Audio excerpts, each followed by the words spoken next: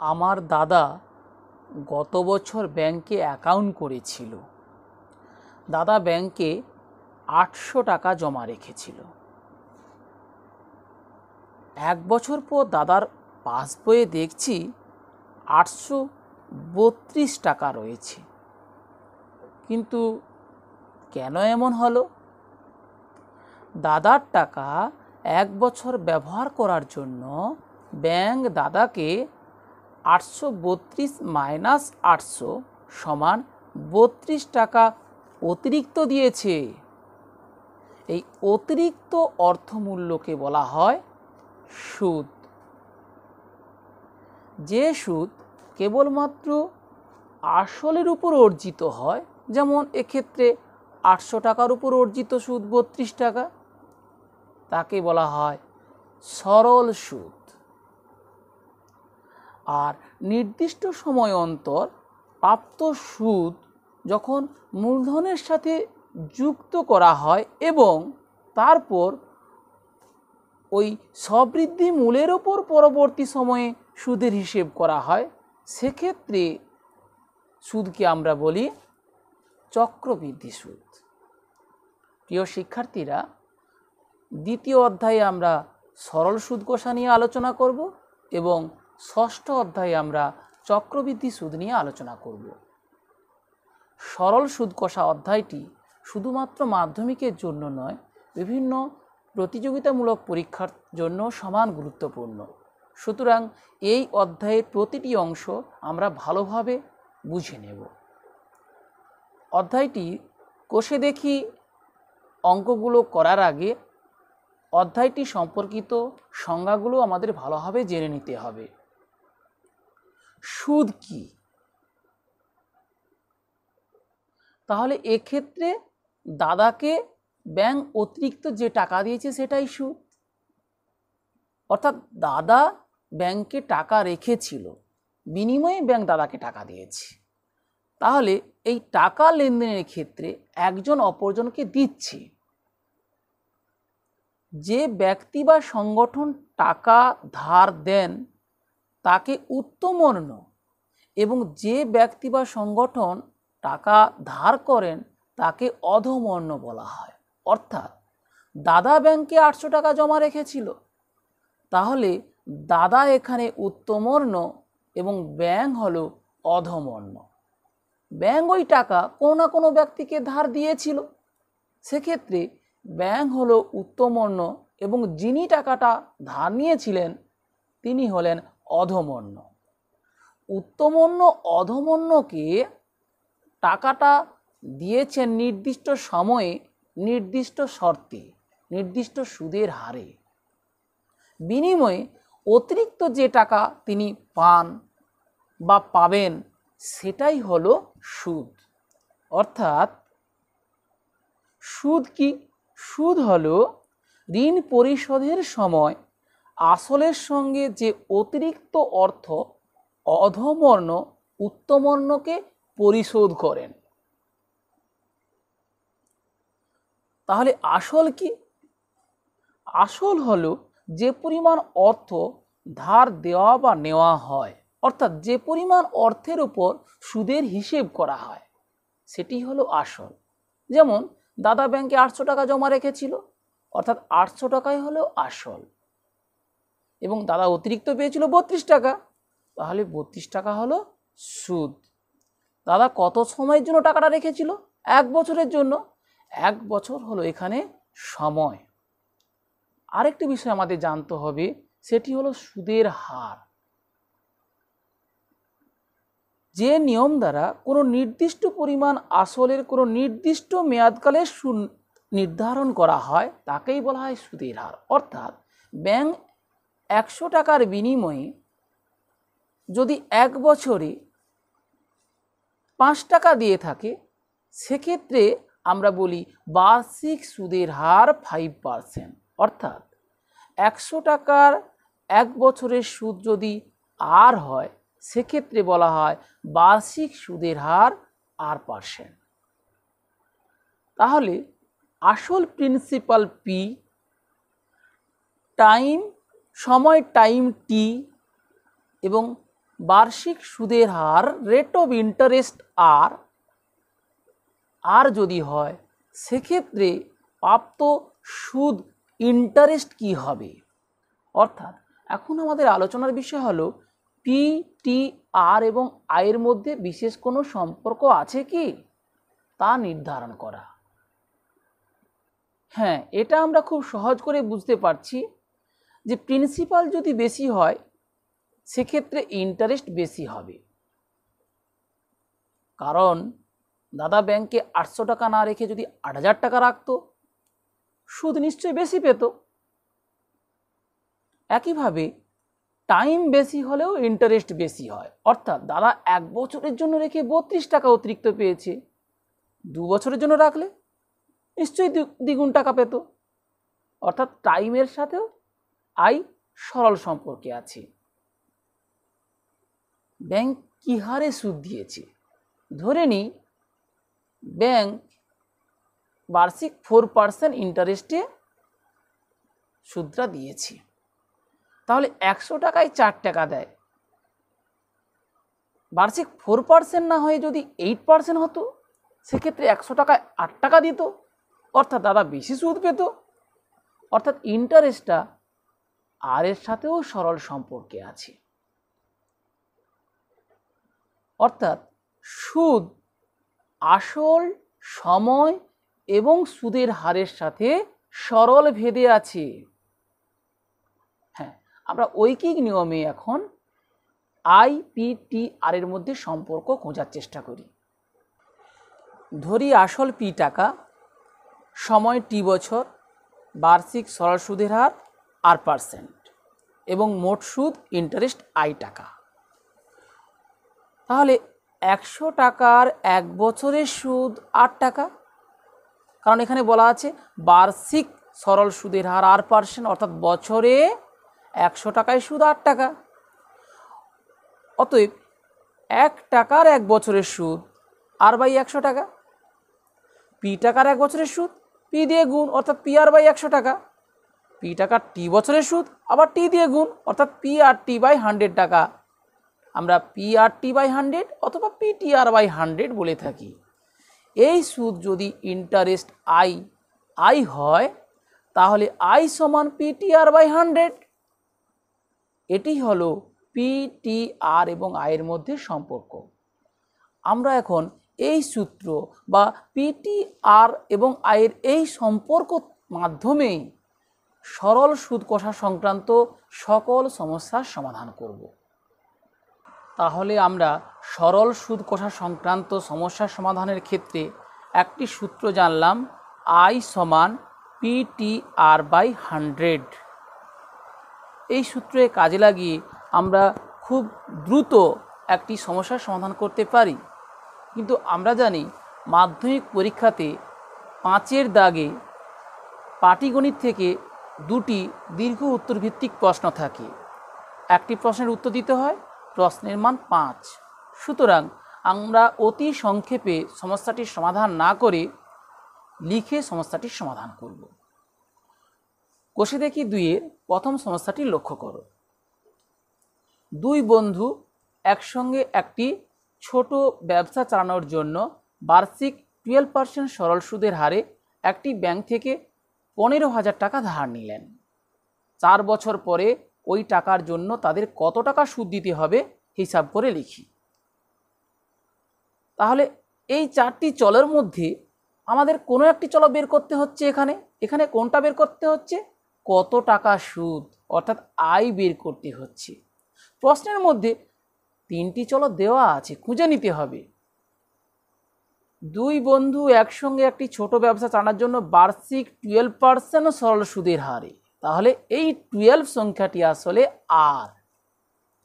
একটি ব্যাংক থেকে 15,000 টাকা ধার নিলেন, তাহলে সুদ দিতে হবে কত টাকার উপর? এই 15,000 টাকার উপর। সুতরাং 15,000 এই সংখ্যাটি হলো পি। 4 বছর পরে, তাহলে কত বছর পরে সুদ দেবেন বা কত বছরের সুদ দেবেন? 4 বছরের, অর্থাৎ টাইমটা এখানে, টিটা এখানে 4। তাহলে পিটিআর এই 3টি চলের মান দেওয়া আছে। সুতরাং আমরা এই সূত্রের সাহায্যে আয়ের মান নির্ণয় করতে পারবো। তাহলে এক্ষেত্রে আসল পি 15,000 টাকা, বার্ষিক সুদের হার R% সমান 12%। আসলে আর এর মান 12, সুতরাং R% সমান 12% লিখলাম। সময় টাইম টি সমান 4 বছর। ধরি, তাহলে এক্ষেত্রে আয়টা ধরে নিতে হবে। ধরি সুদ সমান বা মোট সুদ সমান আই টাকা। অতএব আই সমান PTR/100 সূত্র হতে পাই আই সমান পির মান এখানে 15,000 টাকা, অর্থাৎ 15,000 ইন্টু টির মান এখানে 4 বছর ইন্টু আর এর মান এখানে 12/100 টাকা। অ্যাকচুয়াল আই একটা সংখ্যা ধরেছি, যেহেতু এখানে আই টাকা লিখেছি, সুতরাং আই এখানে টাকা লেখার প্রয়োজন নেই, কারণ আমি ধরেছি মোট সুদ আই টাকা, মোট সুদ আই লিখি না, মোট সুদ আই টাকা লিখেছি, সুতরাং আই একটি সংখ্যা সমান। তাহলে 15 গুণ 4, 15 4 60, একটা শূন্য ইন্টু 12, 12 6 72, দুটা শূন্য। অতএব এবার উত্তর লিখি। প্রশ্নে বলা ছিল কত টাকা সুদ দিতে হবে, অতএব 7200 টাকা সুদ দিতে হবে। তাহলে আমরা সরাসরি 15,000 গুণ 4 গুণ 12/100 সমান 7200, অতএব 7200 টাকা সুদ দিতে হবে। খুব দ্রুত সিদ্ধান্ত নিতে পারতাম, কিন্তু যেহেতু এই ধরনের প্রশ্ন 5 নম্বরের থাকে, তাই লিখে সমস্যাটির সমাধান করলাম। অর্থাৎ PTR/100 আই সমান, এই সূত্র ব্যবহারে এখানে আয়ের মান নির্ণয় করতে হবে। PTR কোনটি কত সেটি ডিটেলস লিখে সমস্যাটির সমাধান করলাম। একইভাবে আমরা পরবর্তী সমস্যাগুলোরও সমাধান করব। 2 দাগের সমস্যাটি লক্ষ্য করো। 2005 সালের 1 জানুয়ারি থেকে 27 মে পর্যন্ত বার্ষিক 6% সরল সুদের হারে 2000 টাকার সুদ কত হবে নির্ণয় করি। এক্ষেত্রে টাইম দেওয়া আছে 1 জানুয়ারি থেকে 27 মে, সুতরাং দিন সংখ্যাকে আমরা বছরে পরিণত করব। প্রথমে নির্ণয় করে নেব সময় টি সমান 1 জানুয়ারি থেকে 27 মে পর্যন্ত যেহেতু বলা আছে, সুতরাং 27 তারিখের সুদের হিসেব করা যাবে না, তার আগের দিন পর্যন্ত, অর্থাৎ 26 মে পর্যন্ত। সমান, আমরা জানি জানুয়ারি মাস 31 দিনে, ফেব্রুয়ারি মাস 28 বা 29 দিনে। এক্ষেত্রে কি বলা আছে 2005 সাল, অর্থাৎ সাধারণ বছর, অধিবর্ষ হলে 29 দিনে হয়। 2005 সাল যেহেতু সাধারণ বছর, অতএব ফেব্রুয়ারি মাস 28 দিনে প্লাস জানুয়ারি, ফেব্রুয়ারি বা মার্চ 31 দিনে, এপ্রিল 30 দিনে, আর মে মাসের 26 দিন। টোটাল দিন তাহলে হলো 6 1 7 8 7 15 1 16 6 1 3 3 6 3 9 9 2 11 আর 3 14, 146 দিন। যেহেতু বার্ষিক সুদের হার দেওয়া আছে, সুতরাং টাইমটাকে আমরা বছরে পরিণত করে নেব। অর্থাৎ দিনকে বছর করতে গেলে 365 দিয়ে ভাগ করতে হবে। 146/365 বছর, কারণ আমরা জানি 365 দিনে হয় 1 বছর, অতএব একদিনে হয় 1/365 বছর, অর্থাৎ 146 দিনে হয় 146/365 বছর। এইভাবে আমরা করলাম। তাহলে এটা কাটাকুটি করব, অর্থাৎ লঘিষ্ঠ আকারে পরিণত করব। 73 দিয়ে ভাগ করলে 73 গুণ 2 সমান 146, 73 গুণ 5 সমান 365। এটা মনে রাখতে হবে, কারণ 2 দিয়ে যাবে কি 3 দিয়ে যাবে এসব ভাবতে ভাবতে অনেক সময় লেগে যাবে। আসলে এটা 73 দিয়ে ভাগ যায় সমান 2/5 বছর। তাহলে এখানে টির মান পেলাম 2/5। প্রশ্নে বলা আছে 6% সরল সুদের হারে, অর্থাৎ বার্ষিক সুদের হার r% সমান বলা আছে 6% বা r সমান 6 বলা আছে। 2000 টাকার সুদ অর্থাৎ আসল সমান বলা আছে, আসল পি সমান বলা আছে 2000 টাকা। কত সুদ হবে অর্থাৎ সুদ ইন্টারেস্ট সমান জিজ্ঞাসা চিহ্ন। তাহলে অতএব আই সমান PTR/100 সূত্র থেকে পাই আই সমান পির মান এখানে 2000 ইন্টু টির মান এখানে 2/5 ইন্টু আর এর মান এখানে 6 ডিভাইডেড বাই 100 সুদ আই। সুতরাং এখানে টাকা লিখতে পারি, না লিখলে হবে, শেষে উত্তরে লিখে নেব সমান। তাহলে দুটা শূন্য অর্থাৎ 100 দিয়ে ভাগ করলাম, 20 গুণ 2/5 গুণ 6, 5 4 20, 4 গুণ 2 8, 8 6 48। অতএব প্রশ্নে বলা ছিল 2000 টাকার সুদ কত হবে, অতএব নির্ণীয় সুদের পরিমাণ বা নির্ণীয় সুদ 48 টাকা। তাহলে এক্ষেত্রে আমরা টাইমটাকে দিন থেকে বছরে পরিণত করব। অবশ্যই আমাদের মনে রাখতে হবে 146 এবং 365 একে 73 দিয়ে ভাগ যায়, এবং যেহেতু এখানে পি 2000 টাকা লিখেছি, 2000 না লিখে 2000 টাকা লিখেছি, সুতরাং আই তাহলে শুধুমাত্র সংখ্যা না প্রকাশ করে এখানে টাকা লিখে নেব,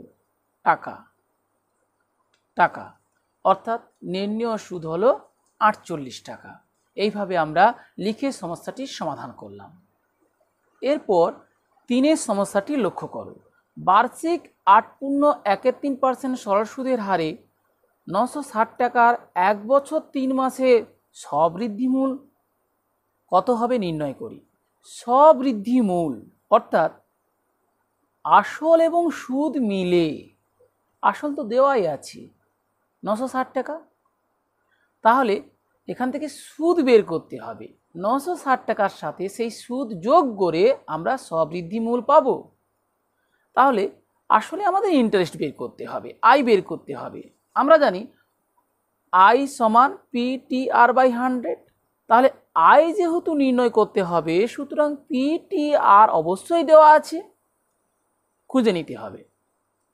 8.13% এটাই হলো আর এর মান, 960 এটা হলো পির মান, 1 বছর 3 মাস, 1 বছর 3 মাস অর্থাৎ এই 1 বছর 3 মাসকে আসলে বছরে পরিণত করতে হবে। অর্থাৎ এর আগের অঙ্ক আমরা দিনকে বছরে পরিণত করেছিলাম, এখানে 1 বছর 3 মাস অর্থাৎ 15 মাসকে আমরা বছরে পরিণত করে নেব। অর্থাৎ এখানে আসল পি সমান 960 টাকা, বার্ষিক সুদের হার r% সমান 8.13%। এই মিশ্র ভগ্নাংশকে আমরা অপ্রকৃত ভগ্নাংশে পরিণত করে নেব। 3 গুণ 8 24 যোগ 1 25, 25-এ 3%। সময় টাইম আসলে 1 বছর 3 মাস, এটাকে আমরা প্রথমে 15 মাস করে নিতে পারি, অথবা 1 যোগ 3/12 বছর, 3 মাস সমান 3/12 বছর, সমান 1 যোগ 3 4/12 অর্থাৎ 1/4, 1 যোগ 1/4 মানে 1.1/4, 1.1/4 বছর। এই মিশ্র ভগ্নাংশকেও আমরা অপ্রকৃত করে নিতে পারি, 4 গুণ 1 4 আর 1 5 অর্থাৎ 5/4 বছর। যেভাবে হোক সরাসরি 15/12 লঘিষ্ঠ করে 5/4 পাওয়া যেত, 5/4 বছর টাইম পেয়ে গেলাম। তাহলে পির মান দেওয়া আছে আর এর মান দেওয়া আছে, টির মান দেওয়া আছে। এখান থেকে সহজে আমরা আয়ের মান নির্ণয় করতে পারবো। অর্থাৎ সুদ আয় সমান কত বের করতে হবে। আসলে সুদ বের করতে হবে না, এখানে বের করতে হবে সবৃদ্ধিমূল, অর্থাৎ সুদ এবং আসল যোগ করি। তাই আমরা প্রথমে সুদটাই নির্ণয় করি। সুদ আই সমান PTR/100 সূত্র থেকে পাই আই সমান, তাহলে পির মান এখানে 960 ইন্টু টির মান 5/4 ইন্টু আর এর মান 25/3 হোল ডিভাইডেড বাই 100 টাকা সমান, অর্থাৎ 96 গুণ 5/4 গুণ 25/3 গুণ 1/10 টাকা। এক জায়গায় বারবার কাটাকাটি না করে আমরা ফাঁকে লিখে ফেললাম। 4 24 96, 3 আসতে 24, তাহলে হলো 8 গুণ 5 গুণ 25 গুণ 1/10 টাকা। তাহলে 5 গুণ 2 10, 2 4 8, 25 4 100 টাকা। প্রশ্নে বলা ছিল সবৃদ্ধিমূল কত হবে। অতএব নির্ণেয় সবৃদ্ধিমূল 960 যোগ 100 টাকা সমান 1060 টাকা। তাহলে আমরা একটি মাত্র সূত্র আই সমান PTR/100 এই সূত্রের সাহায্যে সকল সমস্যার সমাধান করলাম। আজ আমরা 1 2 3 এই 3টি দাগের সমস্যার সমাধান করলাম। পরবর্তী ক্লাসে আমরা পরের দাগের সমস্যাগুলো সমাধান করব। তাহলে আমরা জানলাম 4টি চলের মধ্যে প্রতিটি ক্ষেত্রে 3টি চলের মান দেওয়া থাকে, চতুর্থ চলটির মান নির্ণয় করতে হয়। ভিডিওটি শেষ পর্যন্ত দেখার জন্য অসংখ্য ধন্যবাদ।